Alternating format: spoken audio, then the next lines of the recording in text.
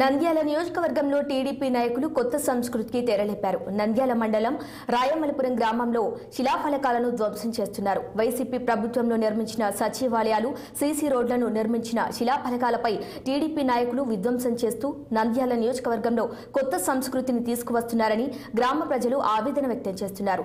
దమ్ముంటే అభివృద్ధి చేయాలే కానీ శిలాఫలకాలను విధ్వంసం చేయటమేంటని ప్రశ్నిస్తున్నారు.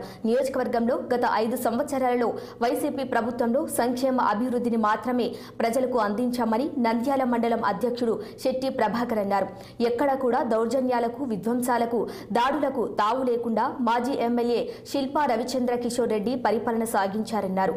టీడీపీ నాయకులు గెలిచిన మొదటి రోజు నుంచే గ్రామాల్లో విధ్వంసాలు, దాడులు చేస్తూ ప్రజలను భయభ్రాంతులకు గురి చేస్తున్నారని ఆరోపించారు. ఇలాంటి దాడులు, విధ్వంసాలు జరగకుండా పోలీసులు చర్యలు తీసుకోవాలని కోరారు.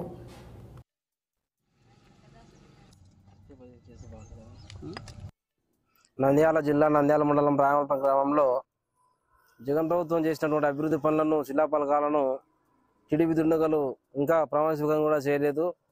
వారి ప్రభుత్వం ఉందని దౌర్జన్యంతో ప్రజలను భయభ్రాంతులు చేయడానికి వైఎస్ఆర్ ప్రభుత్వంలో చేసిన అభివృద్ధి పనులను, శిలాఫలకాలను పగలగొట్టి ధ్వంసం చేసి సచివాలయం దగ్గర ఉన్న శిలాఫలకాలను, అదేవిధంగా గ్రామంలో ఉన్న నడి రోడ్లో ఉన్నటువంటి శిలాఫలకాలను ధ్వంసం చేసి ప్రజలను భయభ్రాంతులు చేయడానికి కారకులవుతున్న వారిపై చట్టం ఖచ్చితంగా చర్యలు తీసుకొని పోలీస్ శాఖ వారిని కూడా కోరుతున్నాను. వారిని ఖచ్చితంగా శిక్షించాలని త్వరలో గుర్తించి కోరుతున్నా.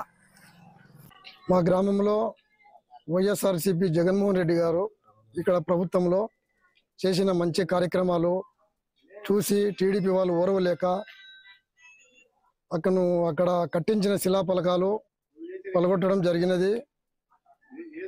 ఇట్లాంటి చిల్లర పనులు చేయడం అనేది చాలా తప్పు. ఎందుకంటే మన గ్రామం అభివృద్ధి కొరకు మనం పోటీపడి గ్రామం డెవలప్మెంట్ చాలా, కానీ ఇట్లాంటి చిన్న చిన్న చిల్లర వ్యవహారాలు చేసి గ్రామంలో